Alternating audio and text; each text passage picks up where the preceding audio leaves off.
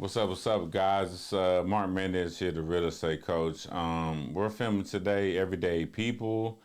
I'm about to call one of my good friends, and I call good friends. I know a lot of people, um, but one of the things, and we'll talk about this in another show. But you have to learn to recognize people that are for you and people that are for against you. And I've not known this guy a long time. His name's Gucci. I honestly don't even know his real government name, but we're gonna ask him. And welcome to another episode of Everyday People. I'm gonna get him on the phone, and we're gonna do an interview.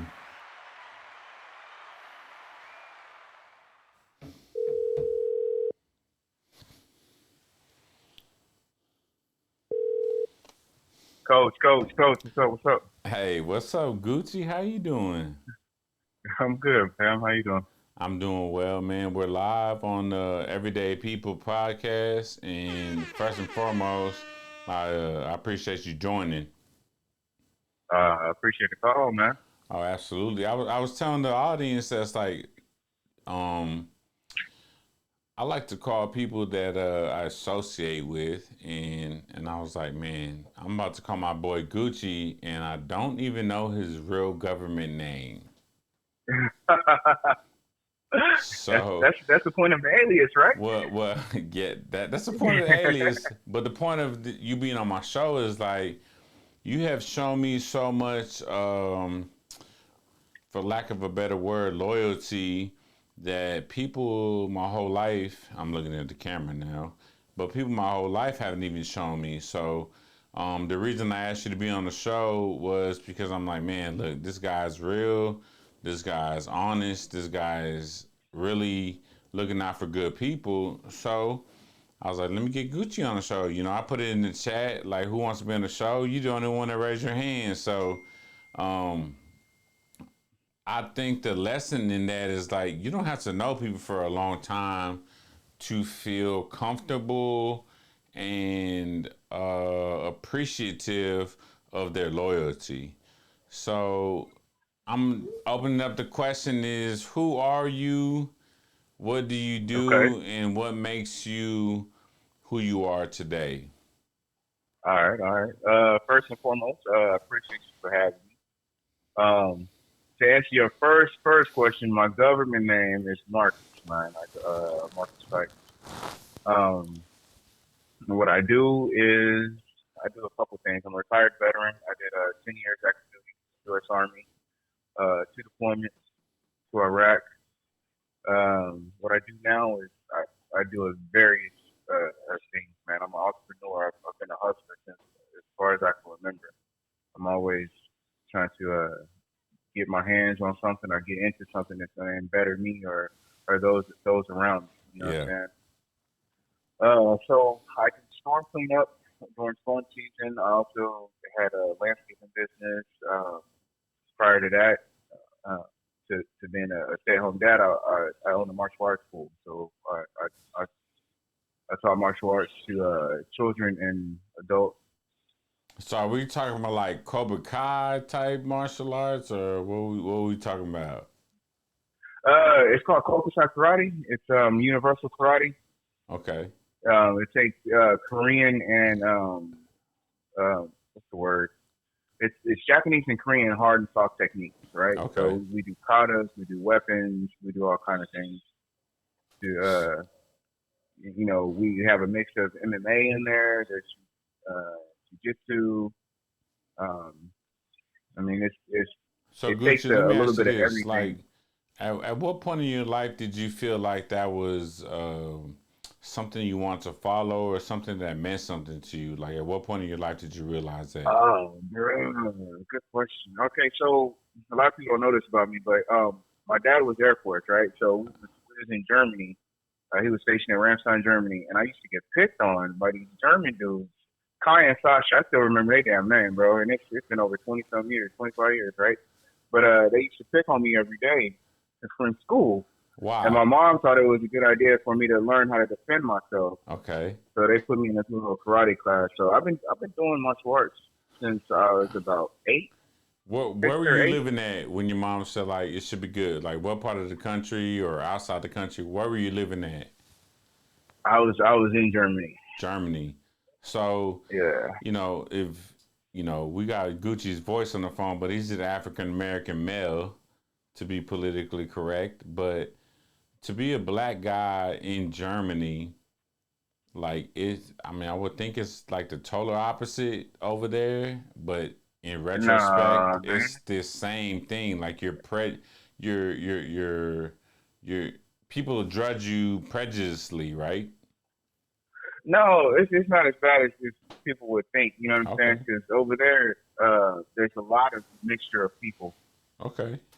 Um, and actually, black men are actually what's the word? Idolized. Not only say idolized, but they love black men over there. Is it like the athletic thing?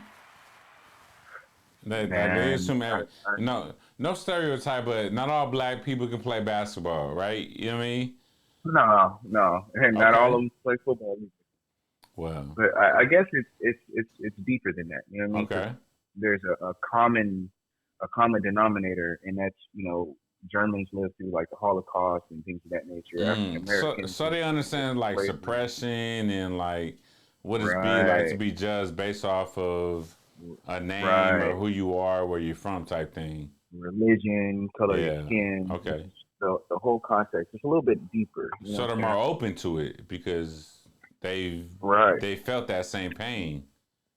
There's a common ground. Yeah. So tell me about that. Like, so your mom's like, you need to defend yourself. You're out here in a Yeah. country that's all you I, know. I I started. Well, she told me to fight. She said, "Boy, you better get your ass out there and fight."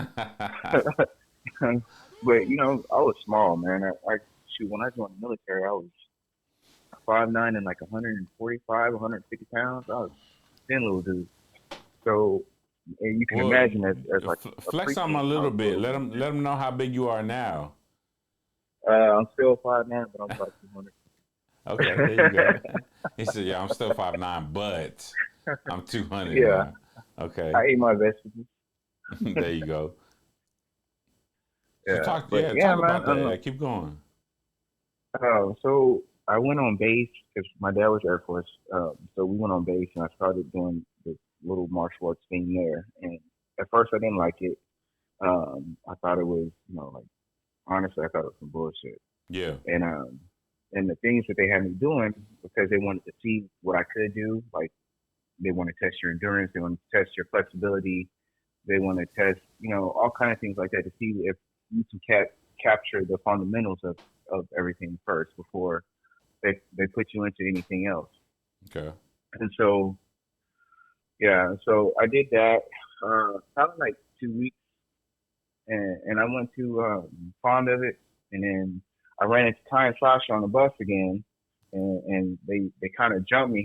They jumped me under this little bridge in the neighborhood because in Okay. Germany there's little creeks and stuff that run around everywhere, but under the creek there's a little sidewalk. It's where you can walk under there because people like to fish and stuff under the bridges. So Okay. anyway, I got cornered down there. They jumped me. They beat me up. So I took my ass back to karate school and started training. And I stuck with it ever since. And the next time I came across them, I think I was in sixth grade, sixth or seventh grade. Still And very young. I, Still very young. yeah, yeah, yeah. I got to put some hands on them, man, and I was excited because it was like my real fight fight. It was like a feel good moment. Like, yo, I put in this work. Yeah, Y'all not about to do me the same way I used to do me because I took that yeah. pain Well, and I materialized into something productive. well, it helped in a lot of ways, man, because I wasn't focused on a lot of things. I was just everywhere, bouncing around. Like I was just trying to find out who I am as a person, as an individual. And my dad was my stepdad, and Okay. so he and I bumped heads a lot. And so there's times when I wanted to fight that dude, but Yeah. I couldn't fight. I didn't know how to fight. But as I got older and I started getting in trouble, hanging out with crowds, whatever not, so I ended up going back to Kansas City, where my granddad is at, which is originally where I'm from. Okay. And I got into some beefs with some cousins and uncles and all that stuff like that. So the martial arts actually helped me because they fight street. You know what I mean? And they brawl. It's Yeah. not a fight. 'Cause in Kansas City, you're not just fighting to be fighting somebody. You fighting for your life 9 times out of 10. Right. And if you whoop somebody, you got to make sure that they don't Don't get up come and go back. go get a Yeah. gun or whatever. Yeah. Yeah. Yeah. Yeah. So I got into a couple scuffles, and when my family realized I could fight, um, they took me to a boxing gym. So I learned how to box, plus my martial arts. And so, I mean, I just stuck with it, bro. Well, Like it so was something I became passionate about. in the aspect of like, cause I'm big on like Eastern, Chinese, Japanese culture. Like one of the things I think Hmm. as Americans that we can learn from that culture is like how peaceful and how good are people to each other. Like there's still gonna be the same, outliers. And one of the things I do when I speak, I try to never speak in absolutes. So not all Right, people are this, not all people are that, right? right, So, right. It's most judgmental. yeah, exactly. Most of the I would say um, Chinese, Japanese, Filipino, like any type of that culture is like I feel like they're at their core of who the people they are is very peaceful. So how did you Right. turn that like discipline of learning that piece, and then you come back to the States, you go to Kansas, anywhere in Missouri, and then you have to translate that like I would think you would probably be like trying to like not fight at first because you learn that culture from out there, but Uh, then that oh sometimes you have to man. realize like that's the only thing I can do is fight. Well, it wasn't. I didn't go looking for fights. You know what I mean? Like All I right. had to defend myself, and me being the oddball out, the newcomer. Oh, he's from Germany. They felt like I was the outcast, and so making friends is easy for me because I'm a people person. Right. But at the same time, I didn't always choose the right people. You know what I'm saying? And so I'd hang out with a group of guys, and those guys was into getting in trouble. And so, I mean, if they got into a fight, those were my friends. So I figured I had to fight with them, Right. or I wouldn't be a good friend. You know what I'm saying? So sometimes the beats were mine, sometimes they weren't. I was just doing what I thought a good friend would do. And Right. sometimes as adults, we still do that to this day. I think as adults we should, and I think the greater character of people is doing what they think is right, even at times when it's not right. That's my intentions are always pure, and I think people that Right. make a difference in the world is like intentions are always pure. Maybe the direction and how we come about those are not so good, but my intention is pure. Like I'm trying to be a good friend, like or Right. if you're getting beat up, let me help you out. So I don't think we do that as human beings anymore. Is where we look at uh, what is the best solution for what we're going through, but yet understanding why I think I should do what I should do. Does that make sense? Yeah. Um. You can say no. It's I I okay. I think it's more of a natural instinct to want to please somebody. You know what I'm saying? Like if you think about it, like when Oh, you that's make deep. when That's you make deep. That's friends, good. yeah, you want to be a good friend, and by whatever definition that might mean to you or to whoever. But for me, it was more of a being a good friend, and Yeah. the only way I know how to do that was loyalty, right? Yeah. And so that that plays a big part in it because without loyalty, you really don't have a friend. Let me You ask you know, this: you have an Do acquaintance. do you think loyalty has an expiration date? Definitely, Why definitely, Why do you think that? because I say that because friendships expire. And just like friendships expire, then loyalty has to expire as well, right? Absolutely, because I believe like I can love somebody and I can have their venture that their best interest at heart, but at some point it Right. doesn't match. Like I'm looking Right. out for you, Their but energy has you to match don't. yours. Absolutely. And as human beings, we have to do a better job of understanding that because at some point when it doesn't match, you gotta let them go. Right. Right. Well, my granddad taught me at a young age when I moved to Kansas City. He's like, you have branches and you have leaves, right? And that's what you base your friends on. Branches, they're there for pretty much forever unless Yeah. they're cut. Right. Leaves are seasonal. So if you have a friend that's not really a friend or their energy is not what you have in mind, Yeah. then that's not a real friend, right? That's a leaf. That's somebody that's going to be there for a temporary amount of time, and then once that time is up, things are going to change. And so as you grow, they might not grow with you. You Exactly. know. And So I think that the tough part that human beings have is learning to decipher that. Like, yo, right, like you were there for me at a time when nobody else was. We know we built this, that we have this bond, but you're not growing at the same rate that I'm growing. And right, if you're exactly, not going to, yo, I'm not mad at you. I don't think any less than you, but right, I'm also moving in a different direction. And if you can't match that or catch up with me, yeah, your story in my chapter is done. And we have to learn to be okay with that. And it doesn't make us bad people. It just means that like, yo, we outgrew what God intended us to have, if that makes sense. right, So yeah, so let yeah, me man. I, ask you I have this. a Oh, go ahead. go ahead. No, I was gonna say I have a friend of mine, man, and I've known him, man, about 20 some years, bro, and we've been through a lot Mm-hmm. together.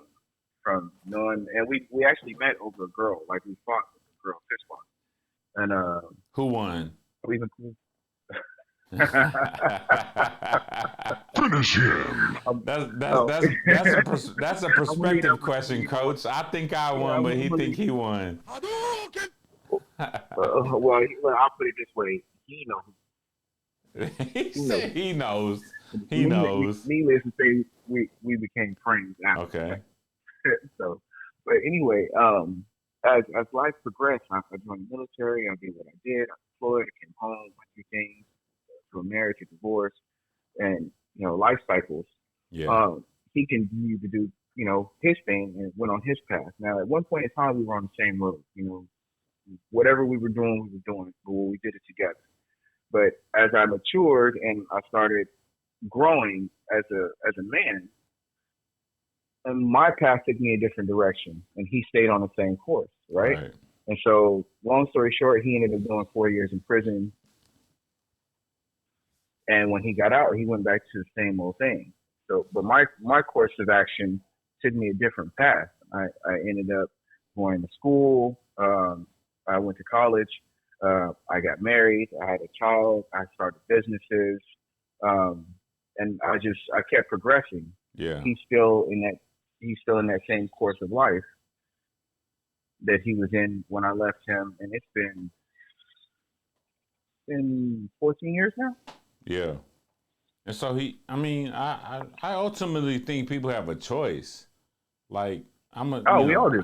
yeah, I'm gonna We talk all do. about more and more and more about my story. The more I start getting back to this, but we have a story to tell with our pain. What we decide Yeah. to do with our pain is relative. Like you can choose to go through that pain and then go back to the same stuff that caused you that pain, or you can feel the pain and decide like, yo, that's not what I'm trying to do anymore.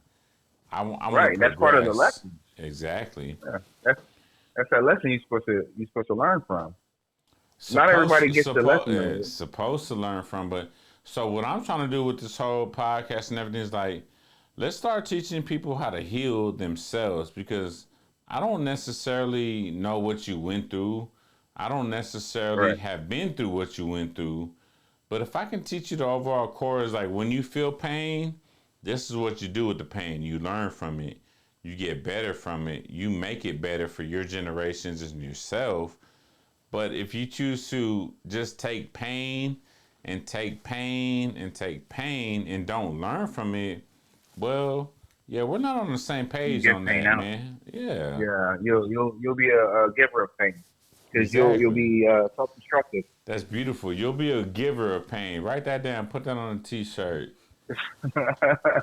Yeah, because a lot of guys are they're self-destructive. If something seems too good to be true, or they don't think they deserve certain things, Hmm. then they tend to self-destruct. Like they sabotage themselves. We'll Like have to have a you whole meet a nother good girl. podcast on this, but that's how women are.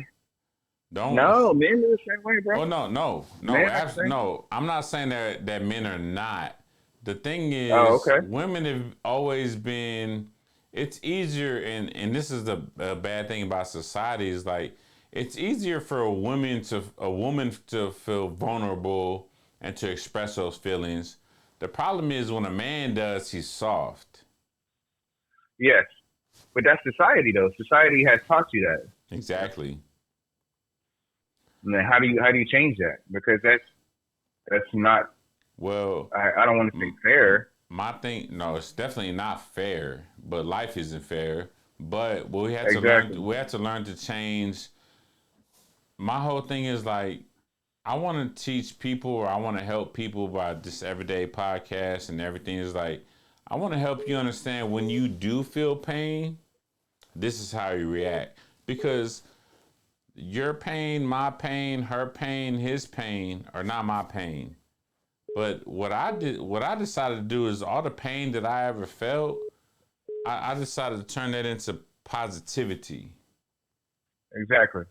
And that's why I do this, and that's why I called you. But it's like if we teach how we react to pain versus trying to narrow down so deep into it of what your pain is like let's teach people how to handle pain first. And Right. then we can dive into what your pain was. I And think we need to teach people to want to deal with it. A lot of people don't want to. They don't want to deal with pain because it's painful, right? pain's a So negative you have to. connotation. Yeah, yeah. It's a negative energy. And I think everybody goes through pain. So everybody's pain should be a positive influence on their life. Does that make Sometimes it sense? hinders people. It Oh, should. It should. But pain yeah. hinders people as well. No, absolutely it You hinders can't people. overcome certain things. Yeah. Well, Gooch, we've been on the phone. This has been a good one. My video guy like yo, this is good, this is good, this is good, this is good. Before I let you go, bro, what would you like to tell the people from your pain, from your story, growing up in a different part of the world? What would you like to leave to anybody listening to this show today? Make sure you grow. Life experiences. Make sure you grow from them. I mean, no matter what it is, if you doing something positive, you can still learn from that, right? If you're doing something negative, you're gonna get caught up. You learn from it. If you I mean, everything is a learning experience, and the thing is, you have to be willing to learn from it because it does no good. It does no good if you don't, right? Because you just gonna repeat the process over and over again. It does You're no gonna be a good to repeat go repeat through it. offender. Yeah, Yeah, it does no good to go through it if you don't take something from it. And that's why right. I feel like, sometimes the Lord makes us go through multiple lessons in life, and you're like, oh God, why you got me going through this? I'm like, well, you ain't learned the lesson. Like when you learn the lesson, we can move to the next level. But Exactly. well, Gucci, man, did you say your government name or did I don't remember, but Marcus, man, Marcus. oh, Marcus Gucci. Yeah, yeah, like boomerang. Well, man, I appreciate you being on the call, man. Everybody's looking for the live conversation. I didn't tell them we're not live yet, but I tell them we're gonna have this whole production, everything done. Where grinding never stops behind the camera, my boy Elliot. Look, he's shouting No, out bet. himself over there. So, all right, Well, I man. appreciate you, man. Anytime, man. I got you. Well, we might have to start doing some live stuff here in a little bit and just start talking about I'm, it. So, I'm down. all right, Gooch, I'm down, man. sir. I You appreciate you, you have man. my number. I honor you. I I honor appreciate your you. struggle and I honor what you've learned and how you changing generations, bro. One love, All right, and man. this is the real estate coach. We out for everyday people.